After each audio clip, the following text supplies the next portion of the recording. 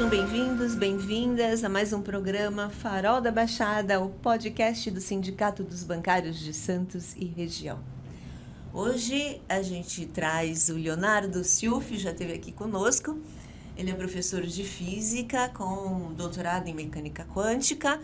Vocês, se tiverem interesse, teve um programa muito legal com ele sobre pseudociência. Não é isso, Leonardo? Hoje a gente vai abordar o tema de astrologia, astronomia, Páscoa, calendários. Vamos conversar um pouco sobre isso. Prazer, Leonardo, ter você novamente com a gente. Muito obrigado pelo convite, Eneida. Muito obrigado aqui. Parabéns pelo seu trabalho aí no podcast Farol da Baixada. E agradecer muito também o Sindicato dos Bancários de Região que faz esse podcast. Parabéns pelo seu trabalho, viu, Eneida, aí no podcast Farol da Baixada. Ah, nossa. Muito obrigado pelo convite, muito honrado. Ah, se não fossem os convidados, né, Léo? Obrigado. Não tinha sentido. E você, por favor, se inscreva no canal, compartilhe, dê o like para mais programas, chegar a mais pessoas também. Isso faz diferença. Os temas são diferenciados, diversos e com convidados sempre de primeira linha. Né? Obrigado, Vinícius. Leonardo, vamos começar aqui falando, a gente vai falar de astrologia, astronomia. Existe um embate aí, né, entre os astrólogos, astrônomos. Me parece que uns não se dão com os outros. Foi sempre assim? O que começou primeiro? Astrologia, astronomia? Qual a diferença entre elas? O método científico, né, que é o que vai acabar distinguindo a astronomia da astrologia, ele nasce aproximadamente século XVI, XVII, né, que se começa a desenvolver uma metodologia de pesquisa da natureza que a gente chama de método científico. Antes disso, havia uma série de pesquisas muito cuidadosa, havia filosofia, né? A ciência não nasce do dia para a noite, assim, do nada, né? No entanto, no início que o homem observa os céus para estudar os astros, não existia ainda uma metodologia de pesquisa científica. Então, não faz muito sentido em falar em uma distinção de astrologia e astronomia antes do século XVI, XVII. No entanto, a partir do momento que surge o método científico, o olhar para os astros começa a mudar, né? Por quê? Porque enquanto na antiguidade você atribuía um significado, vamos colocar, um significado para além do que o astro é, você atribuía um significado na sua vida, né? Na ciência você não vai atribuir esse significado, você vai estudar o astro pelo que ele é. Então começa a ter uma distinção entre astrologia e astronomia, né? Então, quando a ciência olha para o céu e vê uma estrela, um astrólogo pode ver nessa estrela uma influência psicológica, influência social e assim por diante. Então as duas são distintas. A astrologia não segue o método científico, não existe uma metodologia científica para provar as alegações deles, enquanto a astronomia, sim, é uma ciência, né? É uma ciência. Inclusive, assim, a noção de universo que se tem no passado, que dá a base para a astrologia, é uma noção de universo, uma visão de universo muito diferente do que a ciência tem hoje, né? Por exemplo, se você olha para o céu e vê uma constelação, o que você vê? Você vê um monte de estrela, uma ao lado da outra. Você olha para o céu, você vai ver aqueles pontinhos. Bidimensional, né? Bidimensional. Bidimensional, é como se fosse uma tela preta com pontos brilhantes. É isso que o céu é à noite, né? Assim que eles parecem para nós que vemos aqui da Terra. E aí, as próprias pessoas pensavam, se eu ligasse esses pontos aqui, formaria uma figura de uma balança, uma figura de um carneiro, uma figura de um leão. E se formam figuras, eu posso relacionar essa constelação a uma criatura mitológica, um leão, um carneiro, um centauro, que é um ser que é meio humano, meio cavalo. Eu posso pensar, né, nessas criaturas e posso pensar se essas estrelas estão relacionadas a essas criaturas, essas criaturas elas são divinas, né? A astrologia, muitas crenças astrológicas datam de uma época politeísta, onde se acreditavam que os céus estavam povoados de deuses, enfim.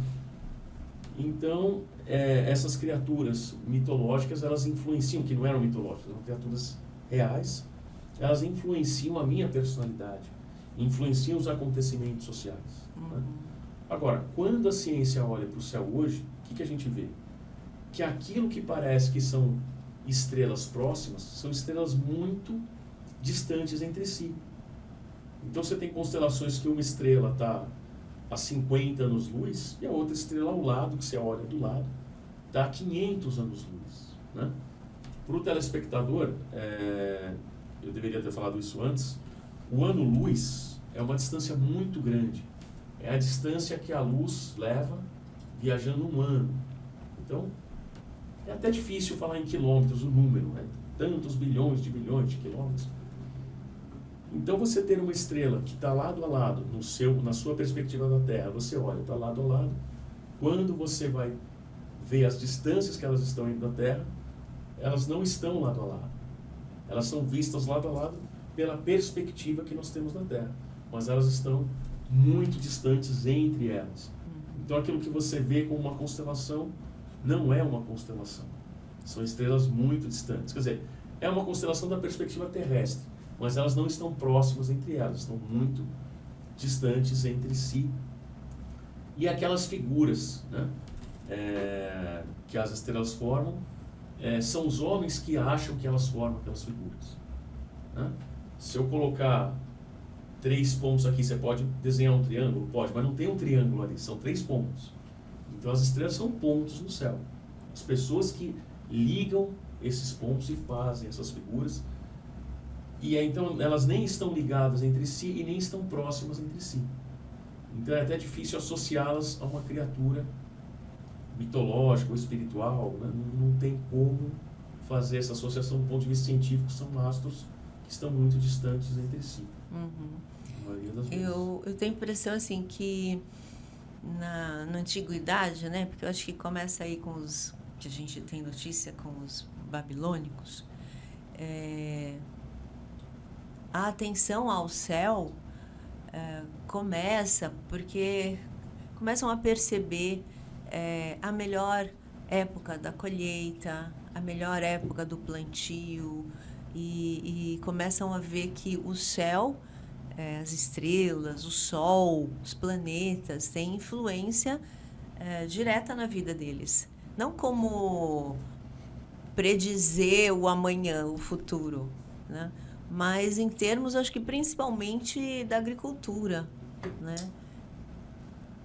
Da agricultura, não só da agricultura, como da caça também, né? Porque se você tem, por exemplo, numa fase de lua cheia, um dia mais brilhante, uma noite mais brilhante, é mais fácil caçar.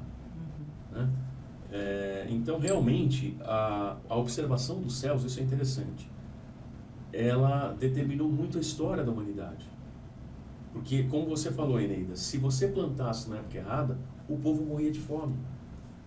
Sim. Não tinha um celeiro grande com grãos, você tinha que plantar no tempo certo. Se você perdesse aquela colheita, já era.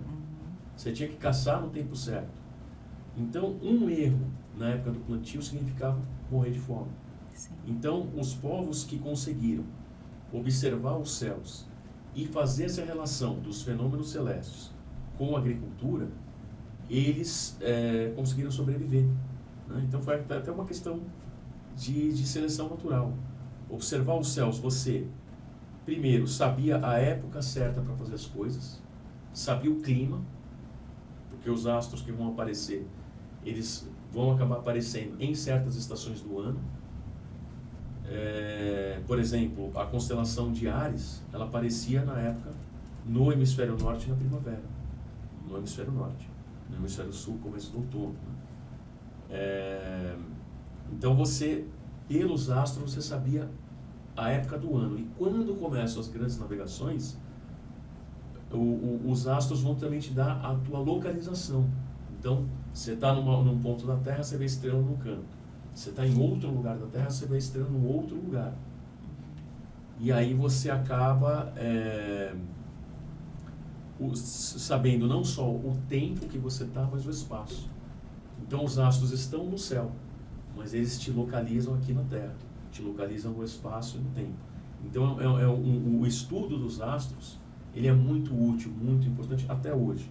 Ele é muito importante. Eu acho que, inclusive, a astronomia deriva ali da astrologia, né? Não no sentido de, volto a dizer, de prever futuro, de prever, inclusive, influência no seu caráter, na sua personalidade. Eu acho que não é isso, mas o sentido da observação do céu para benefício de agricultura, de caça. Então, essa observação, em algum momento, quando se evolui, inclusive, se deixa de ter um sistema geocêntrico, né? Que achava que todos os planetas, todos os astros a Terra era o centro, e passa a ser heliocêntrico, né? Há uma mudança de percepção, e aí não tem mais como a ciência, digamos, andar junto com a astrologia, porque não se verifica mais essa noção que vem lá dos babilônicos de que os astros influenciariam reis e nações, e depois quando Alexandre o Grande torna tudo aquilo um império só, ele vai... Essa disseminação de leitura dos astros se difunde também para o Ocidente, né? E os gregos democratizam essa ideia da influência dos astros na vida das pessoas. Uma coisa que é interessante, Neida, que você está falando, é o seguinte, essa crença na influência dos astros, ela vai ser forte, inclusive, muito próximo à origem do método científico. Né? Por exemplo, você tem padres na Idade Média, na Itália, procurando atrair influência dos astros, influências boas dos astros. Né? E isso a gente está falando de século XIV, né? Século XV, não é tão antigo assim. Você tem igrejas com símbolos astrológicos na região da Toscana, na Itália, deve ter em outros lugares do mundo também, mas lá chama muita atenção, é muito chamativo isso, né? Você pega, por exemplo, na Basílica de São Marcos, em Veneza, do lado da Basílica tem um relógio astrológico, que indica que signo que está no céu. Do lado, não é escondido, está ali do lado. Então essa crença da influência dos céus na Terra, ela vem até muito recentemente. Porém, o que acontece os astros influenciam num ponto de vista científico.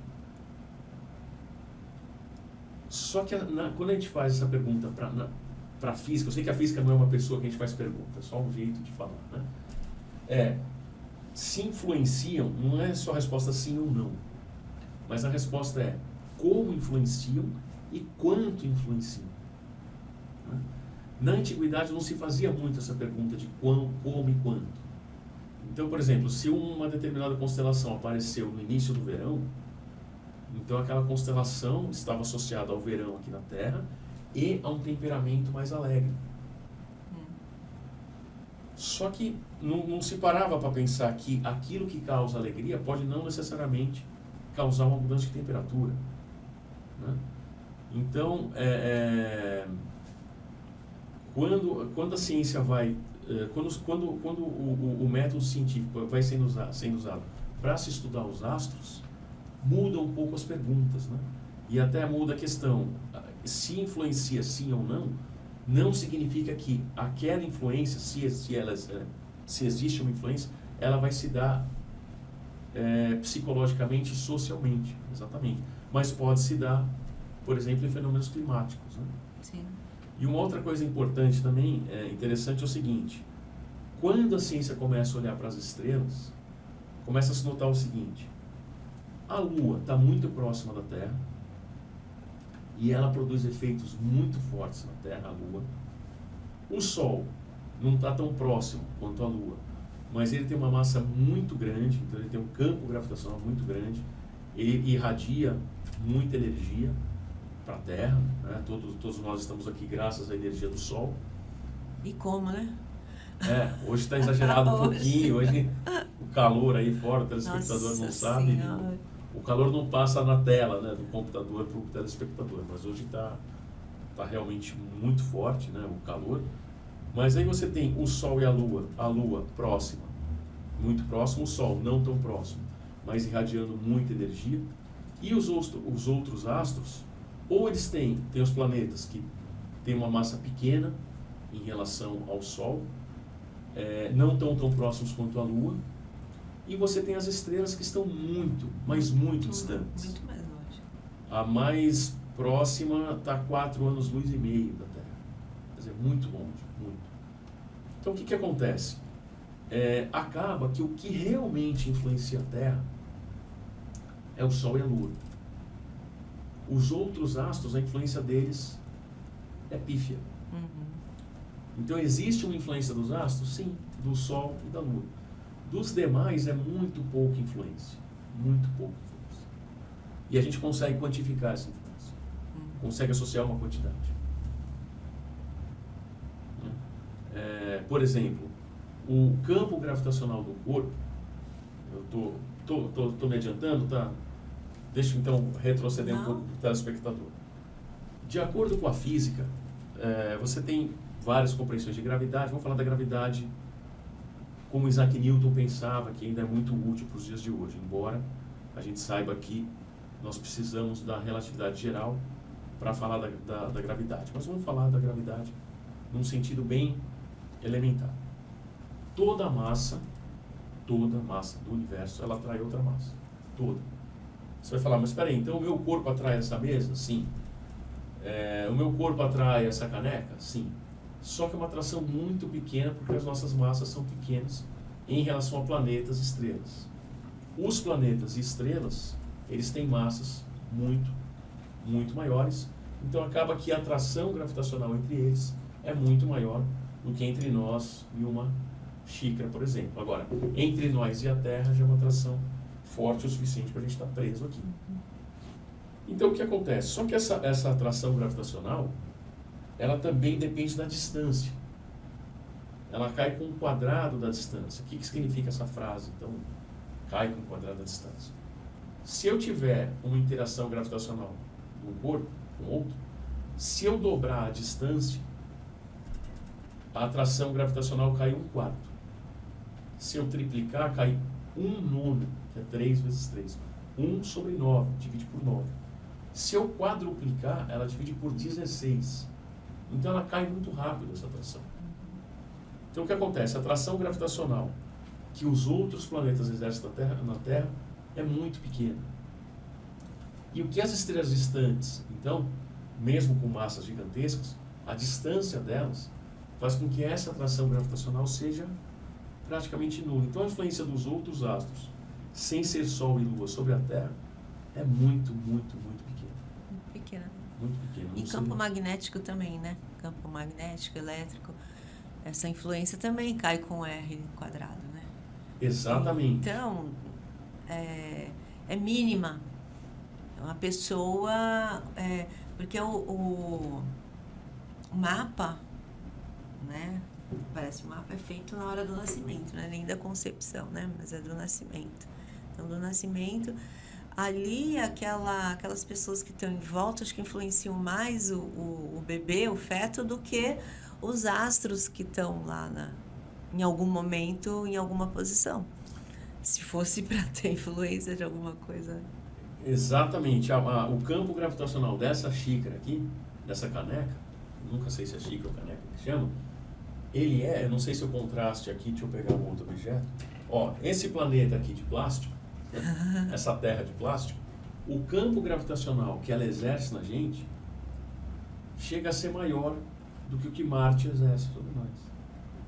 Porque Marte está tão distante que o campo gravitacional chega, ou seja, a posição desse planeta de plástico tem mais determinação no campo gravitacional aqui do que Marte.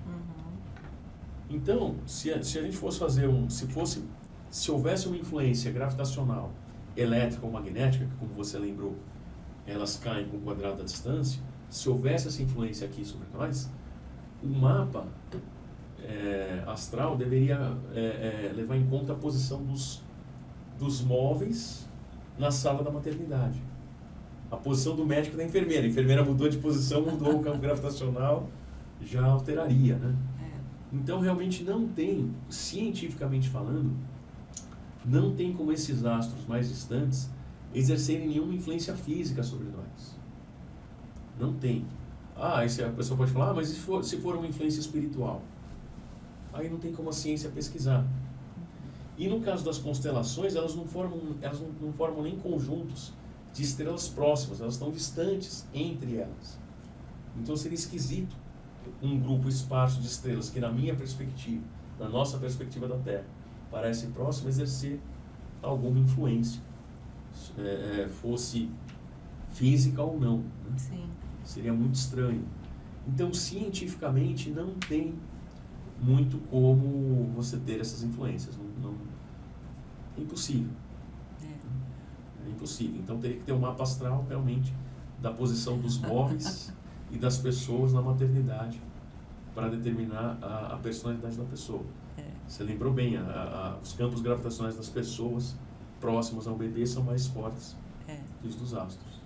E ainda mais, olha, se isso é uma coisa assim, ainda mais que determinaria a personalidade de alguém, o modo de ser de alguém, ou de um conjunto de pessoas que nascem mais ou menos naquele período, né? Imagina o horóscopo que vai dizer o que vai acontecer com você no dia seguinte ou naquele dia de manhã, né? Que é uma vertente, né? Não sei se eu posso dizer assim. É uma continuação, uma né? continuação da astrologia, né? Da astrologia antiga, né? Agora, o que é interessante que quando os antigos vão associar, vão atribuir características aos nativos de um determinado signo, eles estão seguindo uma lógica que é interessante, embora não seja uma lógica científica. O que acontece? Quando começa o verão, a primavera, né, no hemisfério norte, aparecia para eles, e os astros, como a Terra ela tem certos movimentos que mudam a posição das estrelas em relação à Terra, isso não é bem verdade hoje, mas quando eles olhavam para o céu, eles viam no início da primavera o Capricórnio, o Áries, eles viam a constelação de Áries. Então eles pensavam assim, peraí, chegou o verão, primavera, telespectador, deixa eu retornar, vou fazer a edição agora mecânica. Dava 21 de março, começava a primavera, no hemisfério norte. As pessoas olhavam para o céu, tinha uns pontos. Falaram, nossa, e se fosse um carneiro ali naqueles pontos? Se eu ligar e imaginar um carneiro? Se você vai na internet, põe constelação de Áries e vê as estrelas, eu tenho muita dificuldade de ver o carneiro naqueles pontos. E eu não bebo, não fumo, não uso nenhum entorpecente, mas assim, precisa de muita imaginação para ver um carneiro ali naqueles pontos. Mas eles viam, tudo bem. E o que eles pensavam? Ora, começou a primavera e tem os carneiros que são animais impetuosos. Então eles relacionavam aquela constelação ali com a primavera aqui embaixo e pensavam, então quem nascer agora vai ser forte, impetuoso, né? Esse é o raciocínio. Esse é o raciocínio. Aí pensavam, quando surgir o Sol tiver numa certa posição no céu, ele atingiu o extremo norte do céu. Depois eu até gostaria de falar sobre isso depois. O extremo norte do céu. E ele atinge o extremo norte do céu dia 21 de junho. Então ele atinge o extremo norte e ele vai começar a recuar para o sul. Então vai ter um recuo. O Sol vai começar o verão no hemisfério norte. Essas crenças astrológicas, elas nascem no hemisfério norte. No hemisfério sul se dá o oposto, né? A constelação de Áries aparecia no início do outono. E dia 21 de junho era o início do inverno, né? Porque o Sol indo para o norte. Aqui no sul fica pouco luminoso, fica frio. Então aparecia uma constelação lá que parecia um caranguejo. Opa, o caranguejo anda para trás, o Sol está recuando. Então quem nascer nesse período que a constelação que tem a forma do caranguejo vai ser uma pessoa voltada ao passado, à família, uma pessoa recolhida, porque o Sol está se recolhendo. Aí passava um tempo, começava o outono, época, né, em setembro, começava o outono, aí tinha uma constelação que alguém com muita imaginação via uma balança. Olha só, no outono está caindo as folhas, tudo, a gente faz um balanço do ano, a gente faz uma avaliação da primeira metade do ano. Então tem uma balança no céu. Então tem que fazer um balanço da minha vida. E quem nascesse naquela época de Libra ia ser uma pessoa equilibrada. Okay? Aí, 21 de dezembro. É o inverno no hemisfério norte. E é o dia que o Sol chega no ápice do sul e ele vai voltar aí para o norte. Ele atingiu o máximo, o extremo sul. Era inverno lá, verão aqui. E ele vai voltar a vir ele vai voltar a caminhar para o norte. E aí você tem esse retorno da luz, o Capricórnio, né? Então tinha uma constelação ali. Opa, peraí, essa constelação, repito, com muita imaginação, coloque na internet, coloca lá, constelação de Capricórnio. Você vê as estrelas, se você conseguir ver metade peixe, metade cabra ali naquela figura, você tem uma imaginação muito boa. E aí eles imaginavam essa criatura metade peixe, metade bode, saindo das águas, subindo uma montanha. Existe um pesquisador de mitologia que é o Joseph Campbell, que ele fala que na Babilônia existia a crença num ser meio cabra, meio peixe, que ele era o guardião do calor. Então ele ficava morando no mar, ele saía do mar, pegava o calor da terra e escondia o calor do alto de uma montanha. E começava o inverno. Era inverno. Exatamente. Então é este o raciocínio que está por trás, né, de muitas crenças astrológicas, a relação entre constelação e o clima aqui embaixo. Né? Você pega, por exemplo, o signo de Leão, 21 de julho a 21 de agosto, é o meio do verão. Aí você lê a descrição, nativos de Leão, são solares, brilhantes. É porque é o que eles viam na natureza. Eles achavam que quem nascesse naquela época... Fazia uma associação. Era esse tipo de associação. Só que, primeiro, essa associação para o hemisfério sul é falsa. É o contrário. É o contrário. Então, quem está nascendo aí nessa época, de 21 de março a 21 de abril, está nascendo no outono. Está nascendo numa época em que o dia vai começar a ficar menor que a noite. Que vai esfriar, graças a Deus, porque esfriar está muito calor, né? Então, quem nasce no hemisfério sul, esse simbolismo é totalmente invertido. O nativo de Leão, ele é brilhante. Mas, escuta, a época da constelação de Leão, aqui no hemisfério sul, ele está no inverno. Não tem brilho, é inverno, é frio. Né? Aí você pega o Capricórnio, né? 21 de dezembro. 21 de dezembro é o maior dia do ano aqui.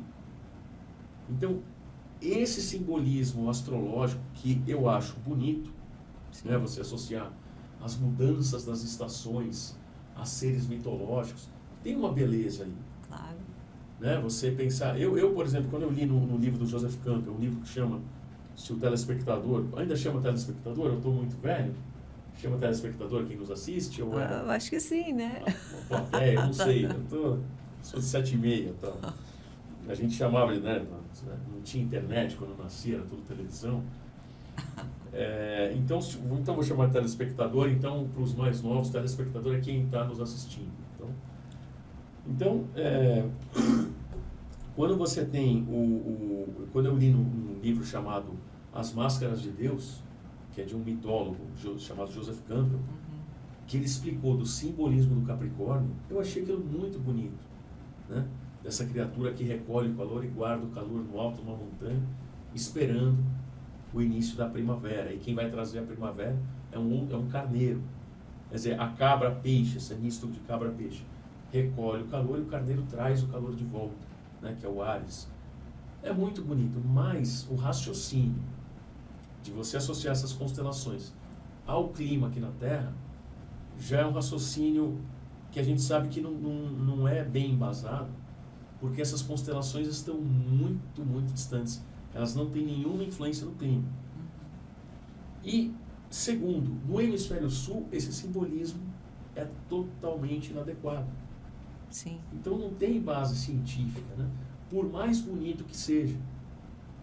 E é duro isso na vida. Às vezes, a verdade e a beleza não andam juntas. Às vezes a verdade é feia e a beleza é mentirosa, né? A gente vê um filme bonito. Eu gosto muito do Star Wars, a primeira saga. Não essa que a Disney estragou. A Disney estragou o Star Wars. Você pegar aqueles primeiros filmes do Star Wars, aquele conflito do Luke Skywalker com Darth Vader, tudo. É muito bonita a história de um homem que tem que enfrentar o seu próprio pai. É muito bonita. Agora, eles existem? Não. São personagens. Então, esse mito astrológico desses seres celestiais que começam e encerram as estações, que preservam a vida, é muito bonito. Mas não é verdadeiro, não é verdadeiro. Embora eu acho que existe um valor cultural na astrologia, que é: quem gosta de astrologia vai ter uma entrada para estudar mitologia. Sim. Mas o que você não pode é levar na literalidade aquele estudo mitológico. Talvez, até eu não sou psicólogo, essas histórias astrológicas, elas têm um conteúdo simbólico que mexe com a nossa mente, né? Ou seja, você lê sobre elas, te dá esperança. De repente você está numa época muito ruim da sua vida, e quando você estuda mitologia, o mal nunca vence completamente. Sempre alguém esconde um facho de luz, uma semente, né? A vitória do mal sempre é temporária. Isso nos ajuda a viver. Agora, partir dessa simbologia para acreditar na literalidade, que se determinada constelação está no céu, quem nascer aqui vai ser influenciado por essa constelação, isso não tem base científica. E me diga uma coisa, eu estava pensando, assim como essa observação do céu, né, e a astrologia vem disso, o calendário, você falou muito da posição, né, do Sol, e a formação dos calendários, assim, para a humanidade, como é que você acha como é que se deu aí? Muito obrigado pela pergunta, digníssimo. Bom, os calendários, eles têm tudo a ver com isso tudo, e é interessante o seguinte: dos dois astros que realmente influenciam a Terra, mas não influenciam diretamente não vai afetar se você vai ser bem sucedido ou não profissionalmente, mas que afetam a Terra do ponto de vista físico mesmo, e até psicológico no sentido, depois eu falo por quê, é o Sol e a Lua. E no caso, claro, existem muitas pessoas que quando, na falta do Sol, ficam deprimidas, na falta de luz solar. Eu sou um que se começa a chover 3 dias seguidos, eu já não eu tenho que comer uma comida apimentada, tenho que fazer alguma coisa para... Acho que muita gente, né? Muita gente, né? E tem pessoas que realmente ficam deprimidas mesmo, assim, no sentido patológico, na falta de luz solar, né? Na falta de sol. Mas fisicamente, o Sol e a Lua nos afetam. E todo o calendário, ele tenta, quando eu digo tenta, porque eu vou explicar por que não consegue. Ele tenta acompanhar o ciclo do Sol e da Lua. Quem produz as estações é a relação entre a Terra e o Sol. O que acontece? Se eu perguntar assim, o que é ano numa sala de aula, o que é ano, né, numa sala de aula do ensino fundamental, geralmente o pessoal vai responder o seguinte: o ano é o tempo que a Terra leva para dar uma volta em torno do Sol. É isso que vão responder. Mas aí, o que acontece? A Eneida sabe que não, que a Eneida é física, né? Também, igual eu. Tudo bem ela está revelando isso? Tudo, claro. A Eneida é doutora em física. A Eneida domina ciências humanas e exatas. Parabéns, Eneida. E aí, só que se você morasse na Terra aí há 600 anos atrás, você vai pensar na Terra como fixa. Então vem a questão, então antes do Copérnico, o que era humano? Eles não tinham noção de ano? Na verdade, eles tinham. Porque Sim. Originalmente o ano não é considerado a volta que a Terra dá em torno do Sol. Mas o que acontece é que existe um movimento muito sutil do Sol no céu que nós, aqui moradores do século XXI, não percebemos muito, porque a gente está olhando o celular, vou tampar a marca para não fazer propaganda, está olhando o celular, está olhando televisão, computador, a gente não olha muito para o céu. Mas existe um movimento no céu que é o seguinte: o Sol nasce no leste e se põe no oeste.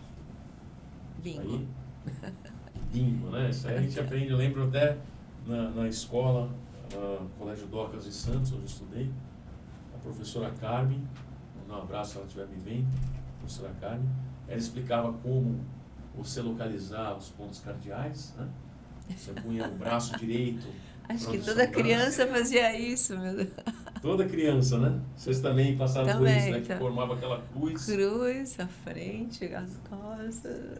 Exatamente, que o braço direito era o leste, né? Era o sol nascia, então a esquerda era o oeste, na sua frente o norte, atrás o sul. Então, todos nós aprendemos isso, né? Agora deu aquela nostalgia em todos nós.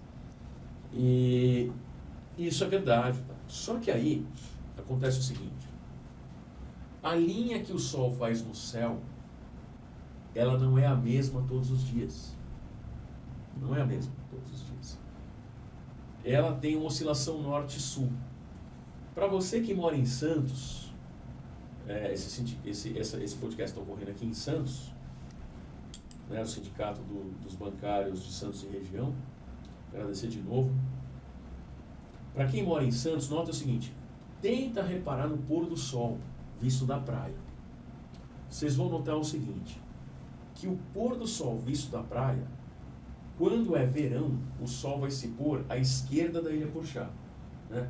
Aqui em Santos o sol nasce no porto, é meio ruim de ver o nascer do sol aqui em Santos, mas ele se põe na praia, então é muito fácil de ver o pôr do sol em Santos. Então ele vai se pôr à esquerda da Ilha Porchá. Quando for verão e uma parte da primavera. Outono e inverno, o sol vai se pôr, tá, olhando então primeiro, verão, ele vai estar à direita da Ilha Porchá. E no inverno ele vai estar à esquerda da Ilha Porchá. Ele não vai se pôr no mesmo ponto.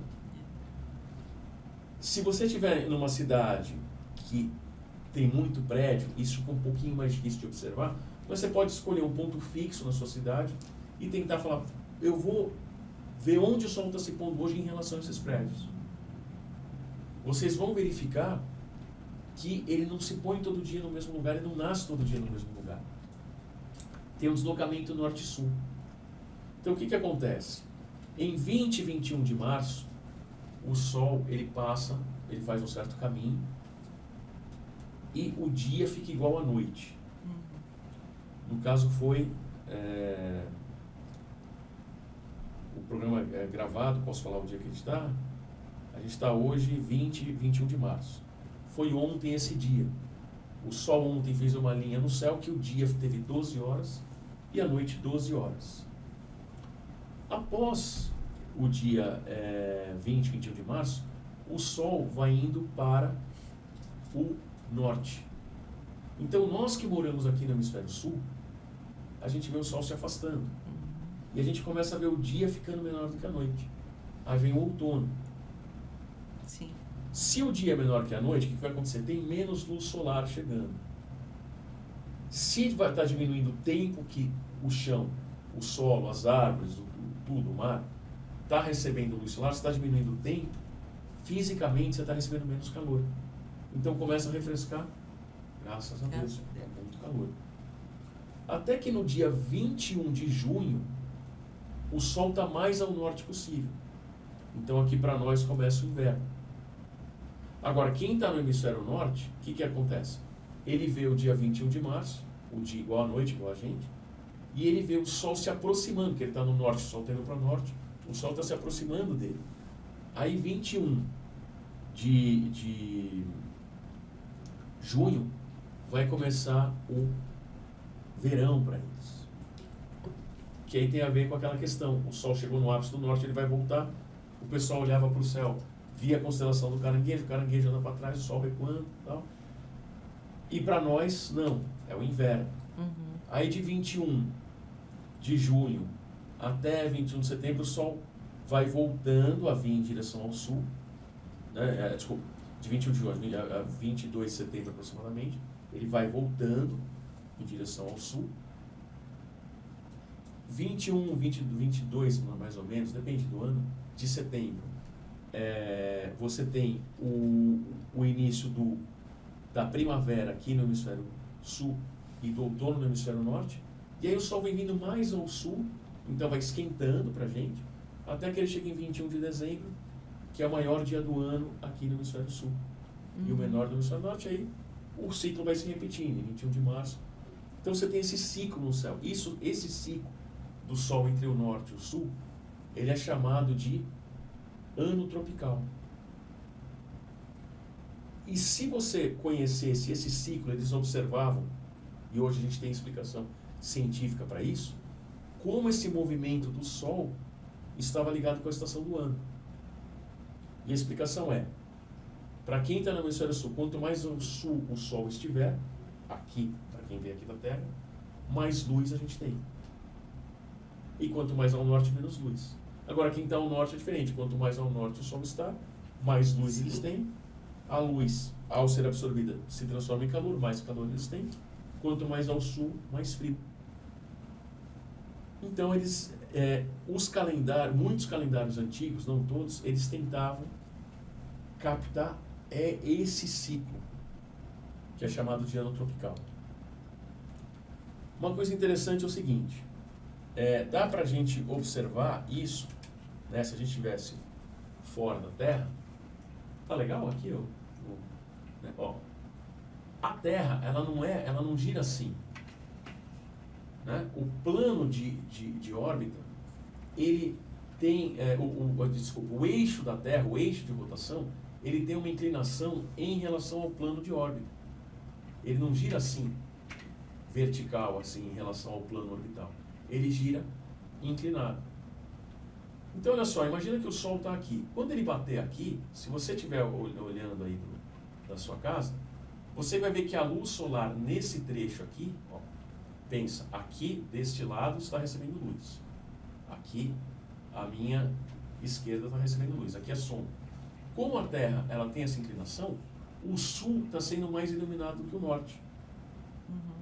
Então, essas épocas em que o sul é mais iluminado do que o norte, vai ser primavera e verão no hemisfério sul e outono e inverno no norte. E quando ela estiver girando, o dia que tiver exatamente o sol a pino aqui, nesse ponto, é o dia que quem estiver no sul vai receber o maior dia do ano, que é 21 de dezembro. Aí a Terra vai girando, 2 vezes ela vai ficar iluminada uniformemente pelo Sol, ou seja, metade luz, metade escuro, tanto no norte como no sul, que é em março e setembro, né, 21 de março e 22 de setembro, que são os equinócios, né? E 21 de junho, quando a luz do Sol estiver batendo assim, vai acontecer ao contrário, o norte vai estar mais iluminado do que o sul, e aí vai ser 21 de junho, começo do verão no hemisfério norte e inverno no hemisfério sul. Então, é esse movimento da Terra, essa inclinação, que faz com que a luz do Sol atinja de forma diferente os dois hemisférios, é que vai fazer com que hajam com que ocorra as 4 estações do ano. E esse ciclo, que é chamado de ano tropical, é o que muitos calendários tentaram determinar. E é interessante o seguinte, o nosso calendário, chamado de calendário gregoriano, né, ele é resquício de um calendário mais antigo. Os romanos copiavam muito a cultura egípcia. Então o ano começava no equinócio, é um termo técnico, equinócio equi-igual, nox noite. Então equinócios são os dias em que o dia é igual à noite. 20 e 21 de março, 22 e 23 de setembro. Então 20 e 21 de março ocorria o início da primavera no hemisfério norte. Então começava o ano aí, 20 e 21 de março. E aí, eles tentavam pegar um número exato de dias para poder marcar este ano, ou seja, quantos dias vai levar. O que é interessante é o seguinte, se a gente pegar 365 dias, não dá exatamente um ano tropical. Esse ciclo, ele não tem um número exato de dias. Isso endoidecia os antigos, né? Porque, por exemplo, eu pegava 365 dias, eu contava ali, peraí, eu olhava, eles observavam a natureza, né? Eu olhava o Sol indo, ele voltou para a mesma posição, ele completou um ciclo em 365 dias. De repente, em 4 anos, eles verificavam um erro. Então, não é 365 dias. Uhum. Eles tinham que colocar 6 horas na história. E aí, eles viram que a cada 4 anos eles tinham que pôr um dia extra. Então, eles estimaram como 365 dias e 6 horas. E quando, no ano 46 a.C., o Júlio César fez um calendário, que é o calendário juliano, que é o que vigorou no Império Romano, até o fim dele, você tinha esse ano que começava em janeiro, parou de começar em março. Ele transferiu o início do ano para o dia do início do reinado dele. Bem aleatório, né? Exatamente, ou seja, o ano que a gente começa não tem um significado astronômico preciso. Astronômico. E isso é ruim para a gente, porque a dificuldade que a nossa sociedade tem em entender calendário está em parte ligado a isso. Um romano antigo ou um egípcio, ele olhava para o céu, começou a primavera, então começou o ano. Uhum. Você tinha um acontecimento ali. Então, teve essa transição e ele passou a colocar esses, para Roma, os 6, a cada 4 anos, um dia extra. Né? Esse ano foi, né? Esse ano foi ano bissexto. Ano bissexto. E aí, é interessante o seguinte, o telespectador pode notar uma coisa. Se o ano começava em março, vamos contar, março, o primeiro mês, abril, o segundo, maio, o terceiro, junho, o quarto, julho, o quinto, agosto, o sétimo, o sexto, setembro era o sétimo, outubro, oitavo, novembro, o nome, né? E dezembro, 10. Ou seja, o nome desses meses, setembro, outubro, novembro e dezembro, é um resquício desse calendário que começava em março. Só que hoje começa em janeiro, mas não teve os nomes. Então, o 9º mês, em vez de chamar novembro, chama setembro. O 10º mês, em vez de chamar dezembro, chama outubro. E novembro e dezembro deveria chamar unzembro e dozembro, não novembro e dezembro. Então, ele fez esse ajuste, ele colocou essas 6 horas, só que o ano tropical começou a dar errado, mesmo com essas 6 horas. E aconteceu o seguinte, o equinócio, que era para cair em 21 de março, começou a cair dia 11 de março, 10, 11 de março. E agora? Está errado. E aí, os astrônomos da época, século XVI, começam a se agitar, porque, precisa corrigir isso. Uhum.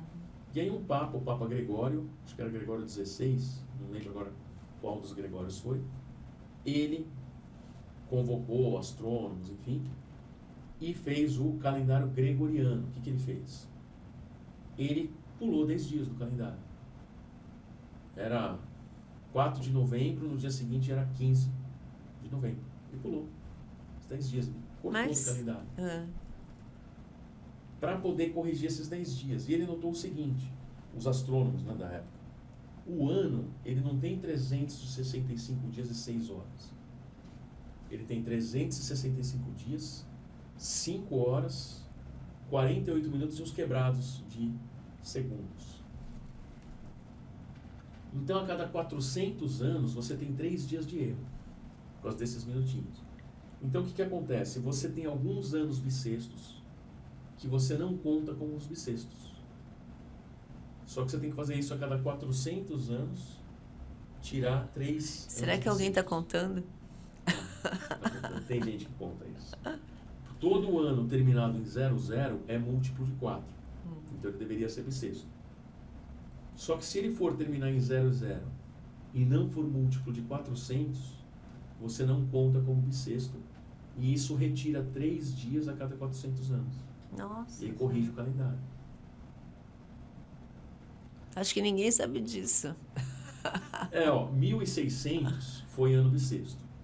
1700 termina em 00, deveria ser ano bissexto, mas ele não é múltiplo de 400, então não foi contado como bissexto. Olha que interessante. 1800 não foi, 1900 não foi, 2000 é múltiplo de 400, foi. Então entre 1600 e o ano 2000, você retirou 3 dias extra. 3 dias. Esse é o nosso calendário gregoriano que a gente segue hoje. Por exemplo, 2100, que nós cheguemos até lá, não vai ser ano bissexto, né? Então esses calendários, essa preocupação é justamente para você ter um calendário que case certinho com o ano tropical e você consiga associar o dia do ano com a linha que o Sol faz no céu. Então não é uma coincidência que todo ano os equinócios caem 20 e 21 de março, o equinócio de março. Não é uma coisa. O calendário é calculado para isso. Não é uma coincidência que o inverno sempre comece 20 e 21 de julho, aqui no hemisfério sul. O calendário é feito para isso. Mas você acha que esse calendário é só para o Ocidente? Porque, por exemplo, os judeus, os chineses já estão até em outro ano, né? Eles 5.000 e não sei o quê, eles não devem ter o mesmo calendário ou tem essa preocupação também? A sua pergunta é muito legal, Eneida. Pelo seguinte, obrigado pela pergunta, Eneida. Muito obrigado. Essa preocupação com o ano tropical, o nosso calendário ele é muito bom para isso, mas ele tem um problema, que existe um outro ciclo que afeta a Terra, que é a Lua. Por quê? O que acontece? Conforme a Lua ela orbita a Terra, vai acontecer o seguinte. Primeiro, ela vai afetar a luminosidade noturna. Para nós, isso não quer dizer nada porque a gente tem luz elétrica. Nós temos luz elétrica. Então, se tiver lua nova ou lua crescente, nós podemos sair na rua que vai ter luminosidade. Agora, se você vive, não precisa ser há 2.000 anos atrás, 1.000 anos atrás, 500 anos atrás, a luminosidade da lua faz diferença na hora de você sair na rua. Se você é um caçador, a luminosidade da lua faz muita diferença. E o que acontece também é o seguinte, a lua, embora ela tenha uma massa pequena em relação à Terra, ela está muito próxima. Então o campo gravitacional da lua ele faz o seguinte com a Terra. Imagina, a lua está aqui, vamos supor que a minha mão fechada, claro, a lua é menor do que isso, seja a lua e aqui está a Terra. Nesse ponto aqui próximo da lua, você tem um campo gravitacional mais forte do que nesse ponto distante. Então a lua está atraindo mais esse pedaço do que esse aqui, certo? Então vai deformar a Terra. O campo gravitacional da Lua deforma a Terra. ele deforma a parte sólida. Eu não lembro quantos centímetros que o chão ele fica mais alto quando a lua passa, mas ele deforma a terra. Ele deforma as águas e deforma o ar. Ele não deforma só o mar. A maré é um fenômeno que atinge todas as partes da terra, sólida, líquida e gasosa. Ele deforma o planeta. Só que o Sol também deforma o planeta pelo mesmo efeito, porque a Terra está girando, a parte mais próxima é mais atraída do que a parte mais distante, então tem uma deformidade.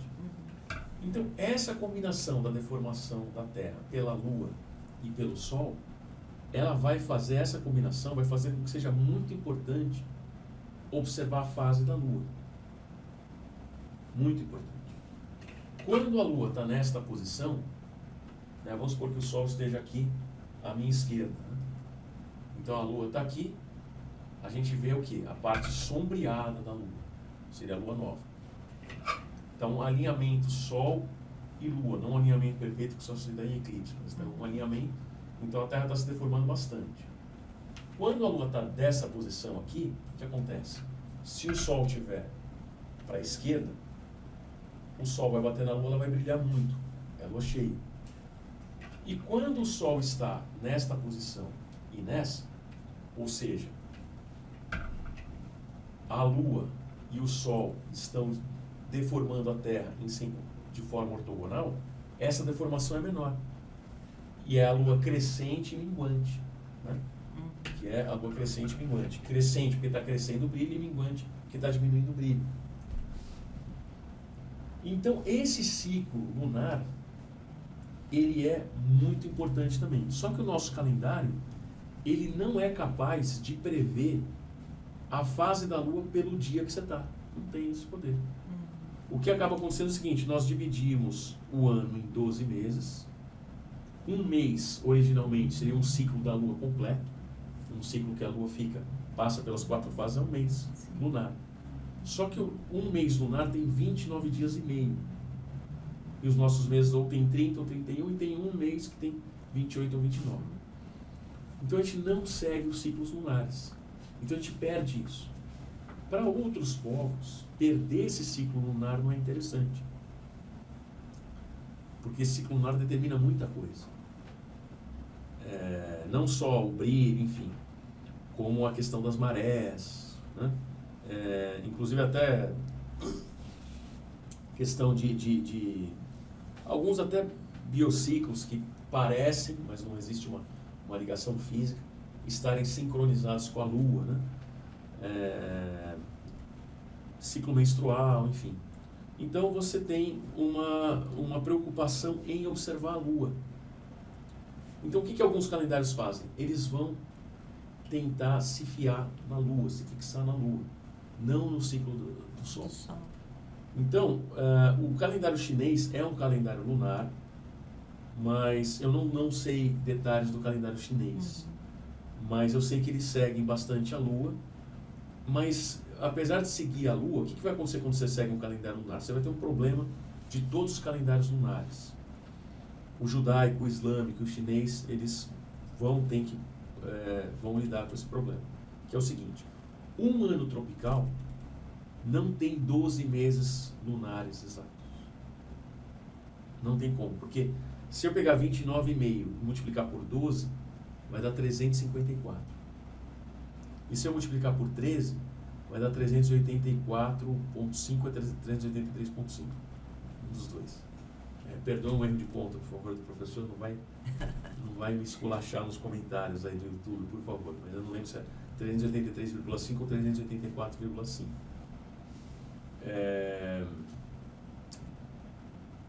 Se for 29,5 é 383,5. Tá? Eu já corrigi. Então, você não consegue ter um ano com 12 meses lunares. É impossível fazer isso. É impossível. Então, o que acontece? No caso do calendário chinês, eu não sei como eles fazem isso, mas eles sempre, entre fevereiro e janeiro, ou seja, eles fazem algum ajuste para cair entre fevereiro e janeiro. Porque se eles tiverem sempre anos de 12 meses, vai ser 354 dias, não fecha o ano tropical. Então, eles vão ter que colocar meses extras. No calendário judaico, o que eles fazem? que até acaba afetando a data da nossa Páscoa, tem a ver com o calendário judaico. Eles começam o ano em setembro, próximo ao equinócio de setembro. E aí eles vão tendo anos de 12 meses. E cada mês deles, ou tem 29 ou 30 dias, ou 29 ou 30. Para quê? Tá bom o som aí? Para que, em média, você tenha 29 dias e meio. Quer que fale mais perto aqui? Obrigado, gente. Para você ter 29 dias e meio de média. Então, são 29 dias ou 30. E aí o que acontece? Se você tem esse mês, que em média tem 29 dias e meio, se o mês começar na lua nova, eles começam na lua nova, dia 7, mais ou menos, dividir 29,5 por 4, vai dar 7,3 alguma coisa. Ou seja, cada fase da lua demora aproximadamente 7,3 dias. Então, no dia 7 vai entrar a lua crescente, no dia 14,6, então dia 14, lua cheia, e no dia lá, pelo dia 22, que não vai ser 21, porque já esse 7,3 já vai dar quase 22, vai entrar a lua minguante. Você consegue estabelecer uma relação entre dia do mês e fase da lua. No calendário judaico, no islâmico também, os muçulmanos fazem a mesma coisa. No calendário judaico, eles têm alguns anos, com 13 meses. Por quê? Você marcou o começo do ano, vamos supor, 22 de setembro. No ano seguinte, o ano vai começar um pouco antes do equinócio, porque são 354 dias. No outro, vai começar bem antes. Então, eles vão lá, colocam um mês extra em alguns anos para poder sincronizar. Exatamente. Os muçulmanos não.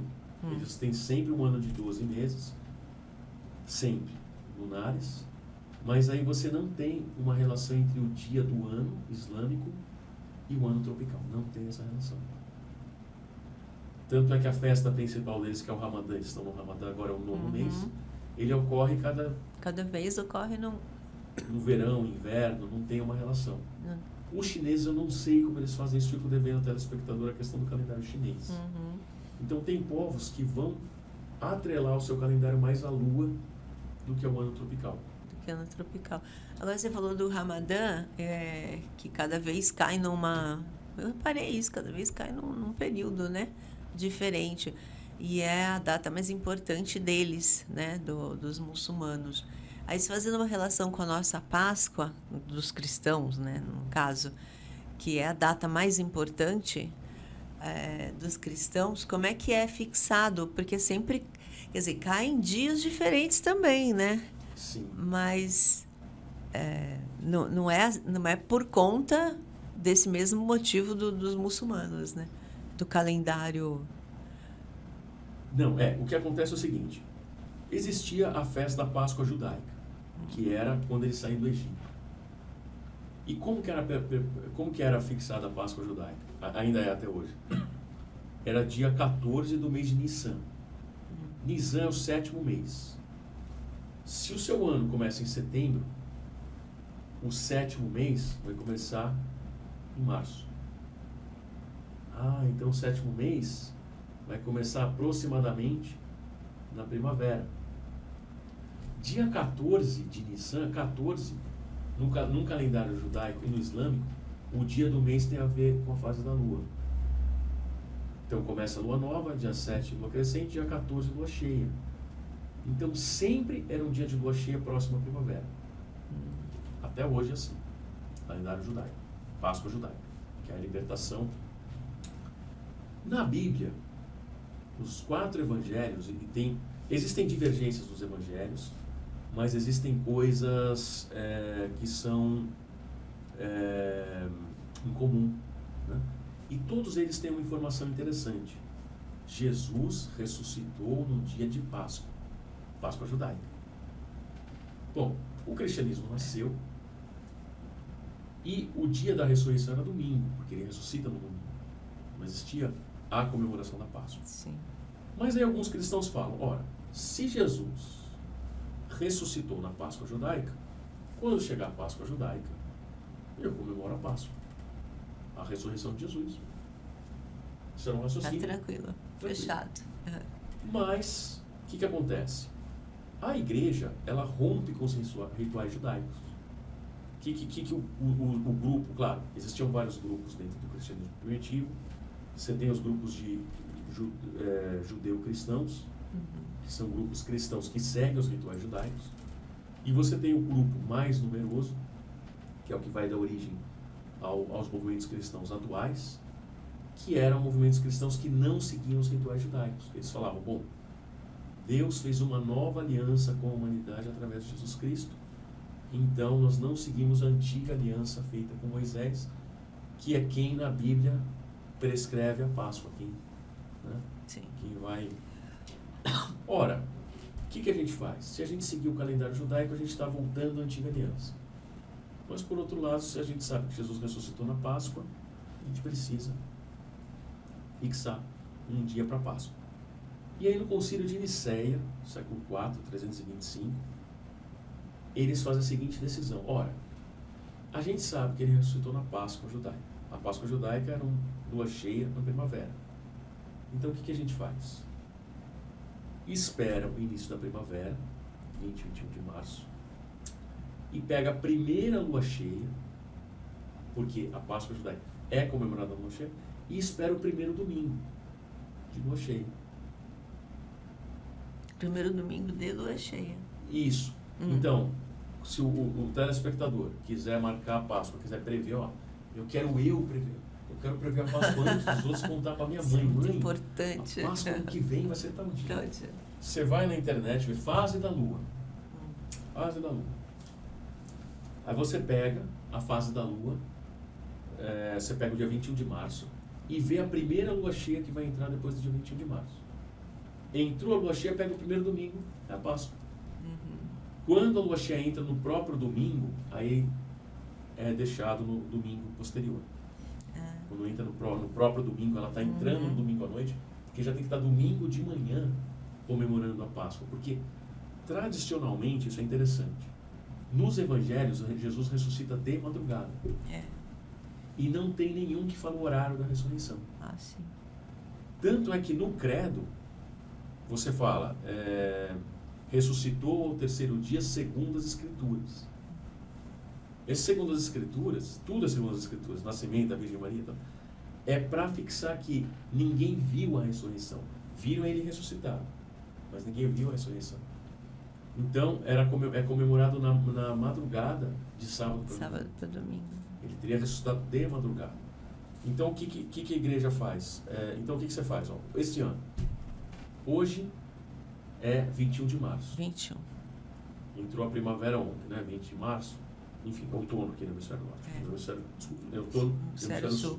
Hemisfério norte, primavera. 21 a lua cheia... Desculpa. Não, 21 entrou outono agora. 21 entrou outono. Eu tô A falando lua cheia? rápido, né? Não. Tô antes de dar? Não, tá perfeito. Pra mim tá Juro. perfeito. Foi mal, às vezes eu tenho verborragia. Imagina, não, tá indo, não, tá ótimo. Então, olha só, quando que vai entrar a lua cheia agora? Nós estamos na lua crescente. Vai entrar dia 25 de março. E o primeiro domingo agora é 31. 31. Então vai ser a Páscoa. Então isso foi fixado assim. Mas aí tem um porém. Isso é fixado assim, beleza. Quando em 1582 o Papa Gregório faz essa reforma do calendário, tem povos que não seguiam mais o Papa. Você tem os cristãos, os católicos ortodoxos, não seguiam o Papa, e os protestantes também não seguiam o Papa. Então, no mundo protestante, essa comemoração da Páscoa ela é meio ambígua, porque não é algo bíblico, né? O protestantismo se ateve mais a questão... Mais fundamentalista, né, eu acho. Mais assim, se não está na Bíblia, claro, aí você tem uma diversidade de grupos protestantes. Tem sim, protestantes tem, que comemoram claro. a Páscoa, mas tem grupos protestantes que é mais... Porque não tá, né, não tá na Bíblia, né? Não tá. A Páscoa seria todo domingo, né, digamos assim. Todo domingo. Tem uma comemoração da Páscoa. Exatamente. Não, e historicamente era comemorado todo domingo. Todo domingo, o Dia do Senhor é todo O domingo. Dia do Senhor, exatamente. E aí, os ortodoxos não seguiam o Papa, e os protestantes também não, por motivos diferentes. Então, o que acontece? Os ortodoxos continuam até hoje usando o calendário juliano para calcular a Páscoa. Então, aqueles 10 dias que o Papa retirou o calendário, os ortodoxos não retiraram. Então, e além disso, eles tiveram o ano bissexto 1700, 1800, 1900. Então, hoje, a diferença de dias do começo do ano juliano e do ano gregoriano dá 13 dias. Então, 21 de março, você tem no calendário, 21 de março do calendário juliano, corresponde a 4 de abril. Então, eles vão comemorar na primeira lua cheia depois de 4 de abril no nosso calendário. E no caso dos ortodoxos, eles têm um detalhe a mais, que é o seguinte: quando a Páscoa judaica cai junto com a Páscoa cristã, eles adiam a Páscoa uma semana, para representar que eles estão seguindo uma nova aliança. Tem esse simbolismo também. Na Igreja Romana, não. Deu o domingo de lua cheia lá, é Páscoa, eles nunca adiam, né? Em função de não coincidir a festa das duas alianças distintas.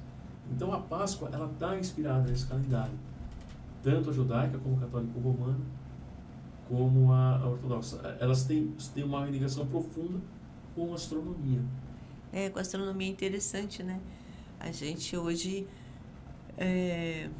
como a gente tem o carnaval, né? Tem o carnaval, depois do carnaval é a quarta-feira de cinzas, quanto a 47 dias é a Páscoa, né? Que é ao contrário, né? Mas assim, como calcular, né? Esse dia da Páscoa, que a gente sabe que não é por conta do carnaval, não tem nada a ver. Né? É o contrário. É o contrário. O carnaval, que é calculado 47 dias antes da Páscoa. Né? É que fica mais fácil se o carnaval já está lá na folhinha também, né? O carnaval. E aí, conta 47, tem a Páscoa. É muito interessante saber o porquê. Que, aliás, tem uma... digamos, deu equinócio, né? Por exemplo, esse dos ortodoxos cai num dia qualquer. Pelo menos aqui tem um porquê, né? Tem o equinócio, você conta o primeiro domingo após, quer dizer, da lua cheia, né? Primeiro domingo, aí retroage 47 dias e inicia a quaresma, né? É que assim, no caso, o calendário juliano seguido pelas igrejas ortodoxas, ele batia o equinócio no dia 21 de março. Então, também tem a ver com o equinócio, mas o problema são esses 11 minutos. São esses minutos. Esses minutos que ao longo da história vai dar essa diferença. Que não foram ajustados, né? E aí tem conversações, né, entre as duas igrejas para ver, porque assim, os pontos tem essa questão, então, do calendário, né, que são diferentes, o juliano e o gregoriano, e tem também essa questão de adiar a Páscoa cristã para não cair junto com a judaica. Então, são esses dois pontos de diferença. Mas, de fato, a culpa dessa diferença de calendário gregoriano e juliano são esses benditos 11 minutos por ano. Esses 11 minutos por ano. E é uma coisa que eu acho bem interessante. Hoje em dia, como a nossa tecnologia, nós temos a luz elétrica, vivemos em apartamentos, em centros urbanos. Hoje a gente não olha mais para o céu, né?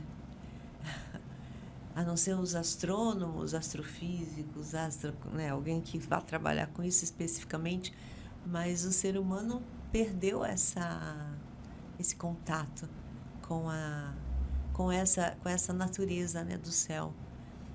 Eu creio eu. A gente não olha mais e vê as estrelas, a posição das estrelas, né? É um ou outro, né, perdido por aí. E saber, assim, toda essa construção, né, dos nossos ancestrais que nos trouxe até aqui, né? E a gente resgatar isso, acho que isso que é uma riqueza muito grande, a a nossa história, né? A história do ser humano. O quanto que você falava da mitologia, o quanto que a mitologia povoava o imaginário naquela época. Quer dizer, naquela época, né? Até vir assim a ciência, né, que vai colocando as pessoas com o pé no chão, digamos. Mas o quanto a mitologia povoava o imaginário, né, do ser humano. E o que nos trouxe até aqui, eu acho, é muito rico, né? Essa minha voz, viu? Eu tô gripada, mas eu já fiz o teste da Covid. Não é Covid, mas assim, dá para perceber que a voz tá bem, né? Não sei se você concorda comigo com essa... Concordo, e assim, eu acho que o ser humano está se desumanizando, e esses ciclos dos astros, mesmo que eles não nos afetem, mesmo que a constelação de Áries não faça um ariano ser impetuoso, mesmo assim, os astros, esses ciclos, talvez eles nos deem uma lição que a vida precisa de descansos, de pausas. E talvez esse nosso mundo doido que a gente tem que trabalhar toda hora, mesmo não estando no trabalho concretamente, a gente está toda hora no celular, vendo recado. Sim. Nós não estamos mais desligando. Isso. E talvez os astros nos apontassem, agora é a lua cheia, depois do 21 de março. Você vai sair do seu trabalho e você vai lá comemorar a Páscoa. Você vai parar de trabalhar. Hoje o que a gente tem um resquício é ainda o domingo que a gente descansa. Mas se nós não tomarmos cuidado, nos tiram o nosso domingo. E olhe lá, hein? E não se engane, porque as empresas mandam um recado em celular, precisa de tal coisa, tal, né? E aí as pessoas não se dão conta que elas estão trabalhando 24 horas por dia. Elas têm uma ilusão que elas estão trabalhando menos e não entendem por que elas estão cansadas. Imagina, a vida da minha avó era muito mais difícil. Como é que o tempo passa tão rápido? Ele está fazendo 10 mil coisas ao mesmo tempo, na verdade. E é isso na verdade, Léo, dá outro programa, né? Porque isso já é outra... a gente entrar aqui nas nossas concepções, por que a sociedade está assim, e como que a gente trabalha, como a gente não contempla mais as coisas. Eu acho que essa é uma coisa. A gente não contempla a gente mesmo, não contempla o outro, não contempla a natureza. E por isso que quando o ser humano tem um contato com a natureza, se permite a isso, é tão revigorante, né? Porque faz falta, a gente é a natureza. Então, Léo, a gente vai ter que... é muito bom, mas vamos ter que encerrar por aqui, né? Obrigado. Desculpa, nem sei quanto tempo a gente já está. Não, imagina. Mas assim, tem alguma coisa mais que você queira falar, não falou? Só uma questão assim, uma última questão, é que quando a Terra gira, o eixo anda um pouquinho. Então ele dá mas muito pouco, né? Em 26 mil anos uns quebrados, ela faz um movimento como de um peão. Demora 26 mil. Que é chamado de precessão esse movimento. E isso muda, como as estrelas, né, estão distantes da Terra, isso muda o ponto de vista que nós temos das estrelas. Então hoje, quando começa a primavera, ou outono, no caso estou começando o outono, não é mais a constelação de Áries que está ali. É outra constelação. Se eu não me engano, é Peixes ainda. Tá. Enfim, as constelações que a gente vê no céu hoje, elas têm um deslocamento em relação a quando essas crenças astrológicas surgiram.